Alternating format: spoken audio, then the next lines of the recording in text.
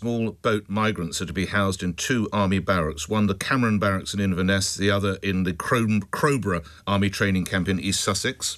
We're starting the conversations with the Home Office using military and non-military sites to see how we can step up, because the Prime Minister wants to close every single asylum hotel. I imagine everyone listening to your programme today also wants asylum hotels closed, and we think the MOD can step up and provide some of the accommodation that the Home Office will need to use to close those asylum hotels, because we've listened to the people, we've heard their anger. We want to see every single one of them closed, and using military bases is one way of doing that. Many of the bases that we're talking about are either not necessary for immediate military purposes or they're disused. They're the kind of bases we're talking about, and they will provide adequate accommodation for asylum seekers. This is not luxury by any means. We're providing, supporting our Home Office guys in providing adequate accommodation. But I think it's right that, just as the PM's asked every government department to do more to support the Home Office, that the MOD takes a leading role here and steps up.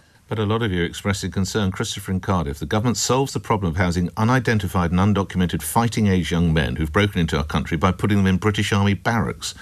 One can only hope these barracks are completely bereft of any useful equipment. And someone else who is serving military, and obviously I respect his or her request to not name them, to respect their anonymity, says, I have to tell you, I nearly said the barracks. At the barracks, I won't even say that. At the barracks, this is causing absolute fury. Soldiers are going to be moved out of perfectly acceptable accommodation into substandard accommodation to make way for people who've just arrived in this country and possibly would actually actively want to fight against us. Who can say this makes any sense? The calculation in Downing Street is that this will matter. That the people sort of sticking flags up on your lamppost and shouting "stop the boats" at the television are a proportion of the potential vote. The people who are currently entranced by Nigel Farage's rancid rhetoric are not part of that group of people. They are people who genuinely feel, whether they should or not is moot, because they genuinely feel that their own life is being negatively affected by people crossing the English Channel in small boats. And that feeling is exacerbated by two things: the figures, the costs, the numbers that are published routinely, and the occasional hideous crime committed by somebody accommodated in one of these facilities. Those two things create a personal reaction to the reality. They create a personal reaction to the facts. Whether they should or not, again, is moot. It doesn't matter, because people feel things, and politicians have to reflect or embrace those feelings. It seems to me that the government is currently betting the house on people having a rational approach to asylum seeking. So Keir Starmer and his closest advisors today are arguing that if we save a ton of money on accommodating asylum seekers, that will be good politics. That will be good for the economy, it will be good for the country, and it will be good, crucially, for our political fortunes. Now, if you spend time on Twitter, you would conclude, I suppose, and suspect, because happily I don't anymore, that they are completely wasting their time because we don't want any of them here, and we'd rather they were drowned in the middle of the English Channel, and we should be shooting them out of cannons and taking them back to as yet unspecified and quite possibly non-existent countries where we could just drop them off and wash our hands and leave. But Twitter, despite what political parties seem to think, is not real life. OK, I don't know. I actually don't know whether this is good politics or not. We started with that thorny issue of housing migrants in military barracks. When do they hope to get all the migrants out of the hotels? The Prime Minister's been clear that he wants the issue of asylum seekers in hotels resolved before the end of the Parliament, and preferably as soon as it possibly can be. The reason that we've got so many people, asylum seekers, in hotels in the first place is because the Conservative government decided as a matter of policy to stop processing applications, and so a backlog built up, and then they chose to house them in hotels. In fact, it was Chris Philp and Robert Jenrick, now on the front bench of the shadow cabinet, who took the decisions. So we don't want that to continue. We've seen all of the disruption that it's caused in too many communities. So disused army bases look like a good option, and we are exploring that. How quickly can you build temporary accommodation on them to house people, to get them out of the hotels? What contribution could that make? What would it cost? All of that we're working through now. Forgive me if I just kick the tyres on that a little bit, because you've moved you can move just a few hundred initially to Inverness and the barracks in the south as well. There are 32,000 people in this situation, so you need to move far more than that. And the plan, I gather, is to move 10,000 into military barracks relatively quickly. Do you have the space?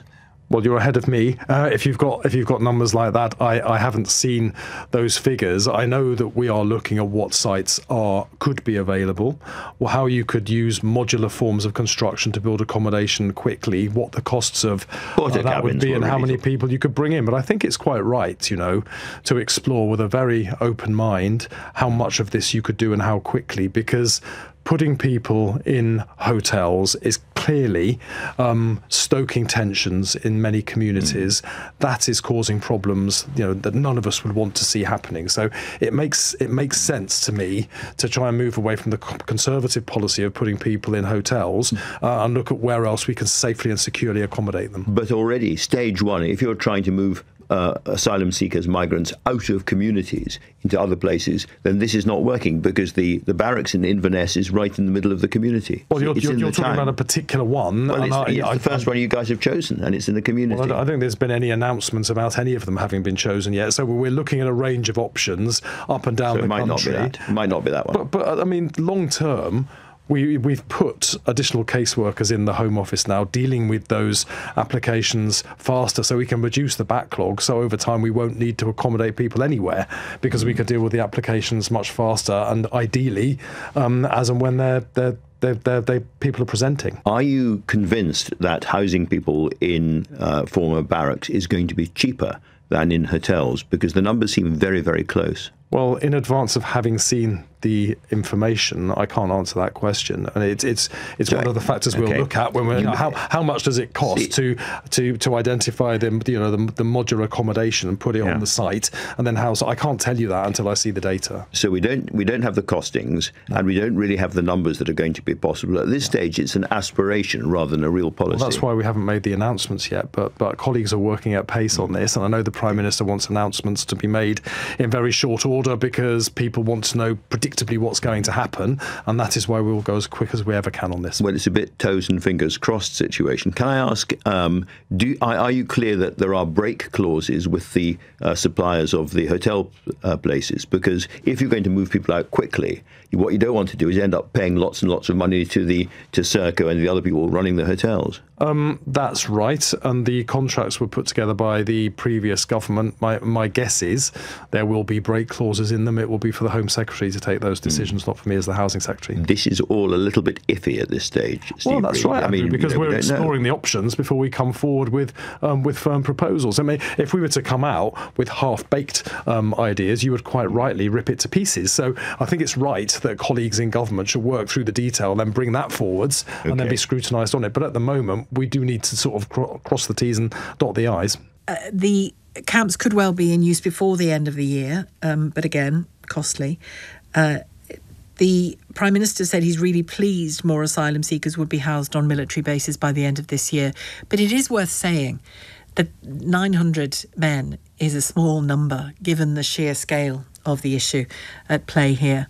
And I wonder the degree to which it will be repeated, because there have been previous examples where not only did local people object to housing people in barracks near them, the near them bit being the problem, some of the conditions found in some examples of these barracks that were used were deemed to be, sub-human standard, that they're not good enough, basically.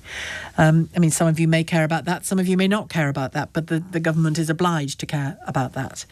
You've texted in your numbers on this, actually. I set up Napier Barracks, says this text, which had been going well, but there there were troubles and fires. Tenby was then set up and shut after 6 months because of protests, and the camp in Lincolnshire was set up at a big cost.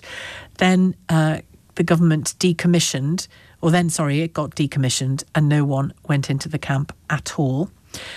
Joseph says, I was on the South Bank yesterday, and amid all the fragrant food stalls, a young British man was asleep on a bench in a sleeping bag. It's outrageous. I mean, the level of street homelessness that we see now in our towns and cities is it's just desperate, really, isn't it? I know a lot of the people you see during the day aren't all sleeping on the streets at night. They do have somewhere to go, but plenty of people are still sleeping on the streets at night, and that collection of tents that you see around as well. Paul says what she's saying is 100% right. How dare people that shouldn't be here, who've broken into our country, as Paul sees it, illegally, be housed before our own people are. Tim says, I'm so angry to hear this story of the army veteran. 2 combat tours, worked all her life, now scraping a living with the help of a veterans charity. She's absolutely right. This and the last government can find endless billions for illegal immigrants. And they are classed as asylum seekers, but I'm reading your words, to put them into quality accommodation, but they're happy to leave our veterans on the streets and on the trash heap. Every current MP from the Labour and Conservative Party should be holding their heads in shame. The point is, it's nothing to do with where they're housed and the accommodation, the style. It's just the part on the radio that got me was men only. Is that right? I would think it would have to be, because they would obviously not want to mix them with women because of issues that could be there, John. Why does that anger you? So there's no families. So all these people coming over on the boats are solely men. Well, that's certainly what the minister said. I mean, I can't speak, obviously, because I'm not in charge of the accommodation, but let's go for what he said. What do you take from that, John? What do you take from that, So you've got hotels all around the country that they're housing them just now in little pockets. So let's just say you're going to put 450 in one and 450 in the other, in a little town out in Inverness. Mm-hmm. That's ridiculous.